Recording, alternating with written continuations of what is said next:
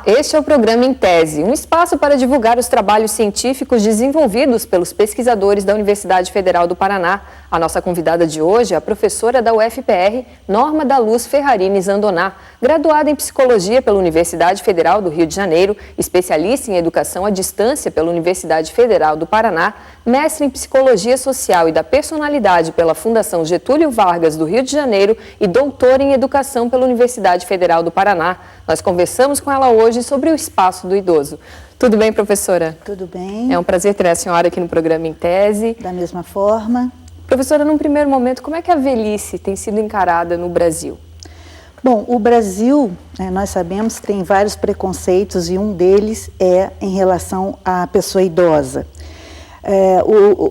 Globalmente, a gente pode ver diferenças, por exemplo, no Japão há um respeito maior, nas sociedades orientais, um respeito maior pela população idosa, e nas sociedades ocidentais esse respeito não é aquele que nós desejamos.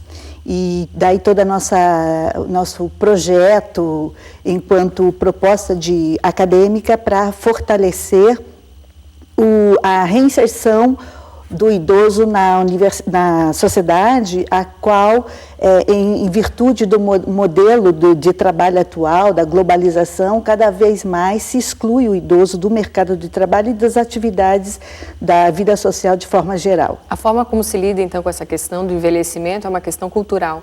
É uma questão cultural, sem dúvida nenhuma. É uma questão cultural que pode ser revertida e deve ser revertida. Agora, falando um pouquinho sobre a questão do preconceito, professora, a própria forma de se tratar com os termos melhor idade, terceira idade, isso denota um pouquinho de preconceito ou não? No nosso programa, que nós desenvolvemos todo um estudo e pesquisas sobre a temática do envelhecimento, nós não aceitamos o termo, não usamos o termo da terceira idade, ou melhor idade, ou felicidade, feliz idade, como em termos de propaganda se usa também. O termo é o idoso mesmo, é uma etapa da vida, não fragmentada, porque a gente acredita no desenvolvimento constante do ser humano. As suas potencialidades, elas têm dificuldades biológicas, neurológicas e sociais trazidas pelas questões culturais, mas nós estamos em constante processo de desenvolvimento, possibilidade de aprender sempre novos conhecimentos, novas habilidades e de ensinar. O idoso tem muito a ensinar, Nós valorizamos isso. Então, melhor idade, se é a melhor idade, qual é a pior idade? Terceira idade, qual é a segunda e a primeira? São termos que nós não gostamos de utilizar. Como é que tem sido a inclusão do idoso no Brasil em diversas áreas, principalmente dentro da universidade? Felizmente, nós temos vários projetos e programas no âmbito do Brasil e do mundo que têm se voltado para a questão do idoso, no sentido da inclusão social, ou de não acontecer a exclusão social. E a universidade tem um papel fundamental a desempenhar, e eu penso que é um ponto estratégico. A universidade é um campo estratégico, não só para desenvolver estudos, pesquisas a respeito. No caso, lá no Departamento de Psicologia, nós temos um programa de extensão, então promove atividades extensionistas, estágios. O programa Integrar. Isso, é o programa Integrar, criando espaço para o desenvolvimento do idoso, Esse é o nome. Acho que, além de promover trabalhos de extensão, de pesquisa e ensino, é o ambiente onde a gente trabalha com a intergeracionalidade. Então, nós atendemos idosos para mais de 55 anos, a média é em torno de 70, 74 anos, a nossa clientela. São profissionais, pesquisadores e professores da Universidade Federal do Paraná, sobretudo do Departamento de Psicologia, que trabalham, que desenvolvem, coordenam atividades. Então, já tem aí uma diferença também de geração e, sobretudo, um trabalho de integração com os nossos graduandos e pós-graduandos. Então, de fato, a gente acredita que a intergeracionalidade é ela que vai alavancar uma inclusão social, ou melhor dizendo, que se permita que não ocorra a exclusão do idoso. Nós trabalhando com os nossos alunos, sobretudo a psicologia, que trabalha com relações humanas, subjetividade, questões muito pessoais, é muito importante que nós possamos desenvolver atividades onde os alunos da graduação e também alguns da pós-graduação venham a oferecer atividades e aprender com os idosos que participam do programa. Quais os critérios para se participar desse programa? Olha, não tem assim uma idade mínima, mas em geral são pessoas acima de 55 anos. Nós oferecemos várias atividades. O programa funciona no prédio histórico da universidade, ali na Praça Santos Andrade, número 50, onde se localiza o departamento de psicologia da universidade. E o telefone é 3310-2743. E lá nós temos sempre estagiários atendendo, oferecendo informações, seja por telefone ou pessoalmente. Estamos à disposição, depois nós podemos falar um pouco das atividades que nós oferecemos e desenvolvemos. Quais são elas, professora? Bom, são várias, tem de vários. Primeiro, é importante, algumas atividades são desenvolvidas por professores do próprio Departamento de Psicologia e nós queremos fortalecer, ampliar a parceria com outros departamentos da Universidade Federal do Paraná. Aproveito a oportunidade para fazer o convite aos nossos colegas e alunos da nossa instituição. Temos também profissionais voluntários que desenvolvem atividades específicas e alguns alunos e ex-alunos que se formam ou estão fazendo a formação ou se formaram no curso de psicologia. Nós temos a Escola de Informática e Cidadania, que é uma parceria com uma ONG, o Comitê para a Democratização de Informática do Paraná, onde nós temos uma escola que, além de promover a inclusão digital do idoso, oferecendo um curso que dura, em média, 4 meses, ele vai aprender as ferramentas básicas do Windows, o Word e o Internet. Nós também trabalhamos não só dando a formação da questão da informática, mas trabalhamos com conteúdos de cidadania voltados para as temáticas do idoso. Então, estudamos e discutimos o Estatuto do Idoso, os direitos e deveres, concepção de cidadania. Incentivamos que os idosos façam buscas na internet sobre questões, pesquisas, trabalhos voltados para o idoso ou problemáticas sociais do mundo contemporâneo.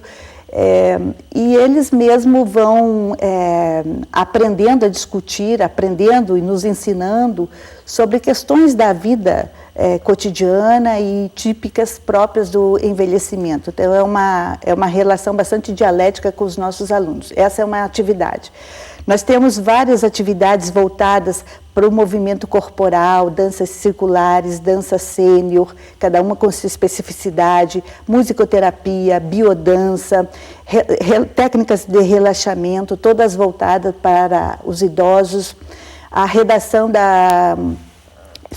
oficina da redação filosófica e literária, onde eles recuperam o que aprenderam de português, tem mais algum aprendizado e desenvolve o hábito da leitura, discussões em cima de temáticas. Temos a oficina da memória, a sessão pipoca, onde passamos filmes, sobretudo voltados para a questão do envelhecimento, fazemos uma discussão. São várias atividades. São várias atividades, são infinitas e estamos sempre criando novas, eles mesmos trazem, além de vários eventos e cursos de extensão, palestras. Tá ok então, professora, a gente vai para um rápido intervalo e voltamos já já.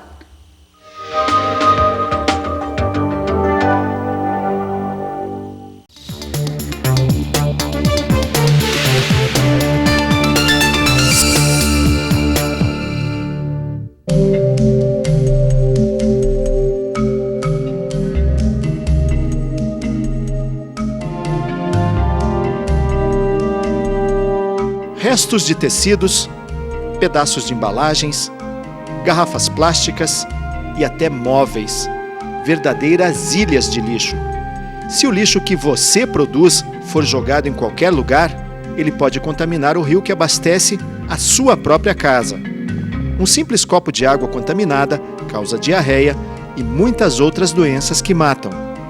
Todos os anos, 10 milhões de pessoas morrem porque bebem água contaminada. Contaminar a água põe em risco a sua vida e a de todos os outros seres vivos ao seu redor.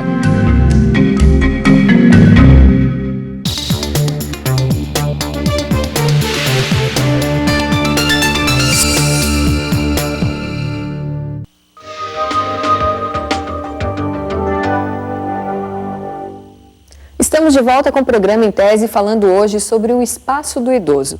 Professora Norma, qual é a importância das atividades na idade já mais avançada?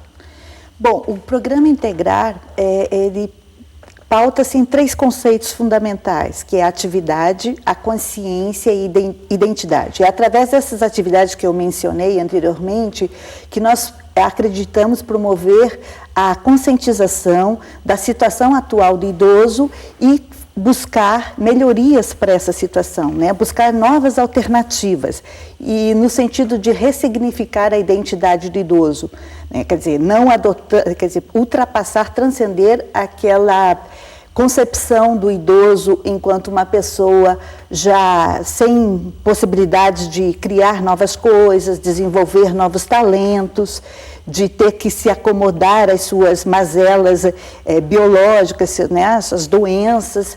Não, nós rompemos com isso e acreditamos que as atividades, além de ressignificar a concepção pessoal dele, a gente também está ressignificando o conceito do que seja o envelhecer. Quais são as implicações do envelhecer? Bom, envelhecer, como nós sabemos, nós ficamos enrugados, com problemas de esquecimento, algumas doenças, o funcionamento do corpo já não é mais o mesmo da juventude, isso é a questão natural. Mas, psicologicamente, se você está em atividade, a ciência tem mostrado que o cérebro continua se desenvolvendo, é claro, com algumas limitações, às vezes, nem sempre, e isso é muito importante para a sua relação social com a família, seu posicionamento pessoal consigo próprio. O estímulo, uma motivação, autoestima, isso é muito importante. Então, as atividades, além de você evitar uma depressão, evitar uma série de problemas motores, de coordenação motora, neurológicos, evita, sobretudo, problemas psicológicos. Agora, nós sabemos como nos preparar para o envelhecimento ou não. A própria questão da aposentadoria é um ponto que interfere muito nessa questão da saúde do idoso, né? Como a sociedade, né, a nossa sociedade, sobretudo, capitalista, globalizada, né, contemporânea, ela valoriza quem está inserido no mercado de trabalho, porque é esse que é produtivo, aquele que está em vias de se aposentar ou já está aposentado, sofre um mecanismo de exclusão muito perverso. É como se agora ele não fosse mais produtivo, como se agora ele fosse relegado ao esquecimento, excluído mesmo, que é a palavra certa. Então, nós não estamos preparados para envelhecer socialmente, culturalmente falando, porque além do mercado do trabalho, nós sabemos que também tem toda uma produção de uma ética, de uma estética, melhor falando, de uma estética da beleza, uma estética do novo, uma estética da juventude, que é na contramão do próprio processo da vida, né, do vir a ser. Todos nós queremos envelhecer, né? Que isso seja culturalmente valorizado, seja belo, seja valorizado. Acho que a gente tem que... Nós fazemos isso, né? Nós construímos esses conceitos culturais. Agora, dia 21 de setembro é comemorado o Dia Mundial do Alzheimer, né? Dentro do programa Integrar, também é desenvolvida alguma pesquisa em relação à questão da memória? Como que funciona isso, professora? Isso. Dia 21 completa 100 anos da descoberta da doença de Alzheimer. O professor Hammer Handan, que é um professor do Departamento de Psicologia da Universidade, é vice-coordenador do programa Integrar. Ele é doutor em neuropsicologia e desenvolve uma pesquisa, está desenvolvendo uma pesquisa com a população do Integrar, os nossos idosos, no sentido de fazer uma prevenção das possibilidades de vir desenvolver o Alzheimer, porque não se sabe bem as causas dessa doença ainda, apesar de estar completando um centenário, ela é uma doença bastante complexa. E também o objetivo é, através da aplicação de baterias de testes psicológicos, neuropsicológicos, fazer um trabalho, além de diagnosticar melhor, um trabalho de prevenção. Ele vem desenvolvendo várias pesquisas sobre o estudo da memória recente, passada, e trazendo uma especialização para o curso de psicologia e para os nossos alunos de graduação, o que é muito importante na área da psicologia, da medicina, na área médica e social. Agora, falando, né? Mudando um pouquinho de assunto, professora, a questão do Estatuto do Idoso veio a contribuir para a qualidade de vida do idoso na prática mesmo? Olha, eu acho que a grande força do Estatuto é que veio à tona essa discussão e a sensibilização da sociedade para essa questão, que, como eu falei, todos nós queremos ser velhos, né? Envelhecer, imagino que sim. Mas na prática, como no Brasil, muitas coisas são assim, existem as leis, mas a execução delas são sempre difíceis, né? Nem sempre a lei garante a prática. E nós temos várias cláusulas do Estatuto que não são reconhecidas socialmente ou respeitadas, infelizmente. No nosso grupo de idosos, a gente sempre discute, procura sempre amparar no cotidiano dos idosos, para eles até procurarem os seus direitos, fazerem valer os seus direitos, porque afinal é lei. Né? Quais são as principais reclamações dos idosos? A questão de ter passagens em ônibus interestaduais, intermunicipais, é uma coisa que a gente sabe que não tem sido respeitada.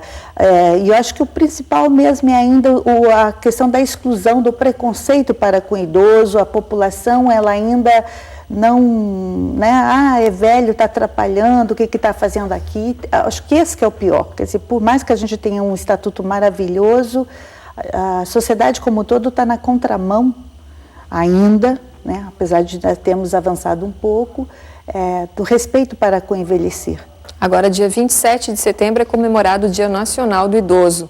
A gente realmente tem algo a comemorar? Ainda falta muito para se avançar, professora? Eu acho que nós temos a comemorar. Eu acho que várias instituições, a própria universidade está voltada para isso. Nós achamos e vemos, né, ganhos significativos, no caso, vou falar do programa Integrar, pessoas que estavam com depressão, faziam tratamento psiquiátrico e depois de um tempo de conviverem com o Integrar, com pessoas, fazerem a amizade, a relação deles com a sua família, com os seus pares, com a vizinhança, melhorou de tal forma que alguns pararam de tomar remédios considerados fortes pela medicina e buscaram novas alternativas, criaram independências, estão preocupados com a situação do idoso, com temáticas atuais. E o que nós vemos? Nós vemos uma atividade, né, o idoso saindo de uma pacificidade que um tempo era a consequência, considerando o desenvolvimento de uma forma natural, o que nós achamos que não, o desenvolvimento não é natural, ele é sócio-historicamente construído. Então, eles saem dessa passividade, mantêm-se numa atividade e estão lutando para a manutenção dos seus direitos e conquistar outros direitos. Eu acho que a gente tem o que comemorar, mas, lógico, temos muito o que avançar. O que a gente deve fazer para ter uma velhice feliz e plena? Estar em constante atividade, estar permanentemente preocupada com as suas questões familiares, pessoais, o cuidado, né, o cuidar-se consigo próprio, da sua família, preocupar-se com nossas questões mais gerais da sociedade brasileira, da sociedade humana. Todos nós temos muito o que fazer. Os idosos têm um ensinamento maravilhoso, eles construíram, né, toda uma história aí, que não é uma história única, não é uma história deles só, mas é uma história social, e essa experiência tem que ser valorizada. Nós devemos aprender com os idosos. Tá, ok, então. Professora, muito obrigada pela sua participação aqui no programa Em Tese. Eu é que agradeço e obrigada a todos. E o programa Em Tese de hoje fica por aqui. Você pode enviar as suas críticas e sugestões para o endereço emtese@ufpr.br. Até o próximo programa.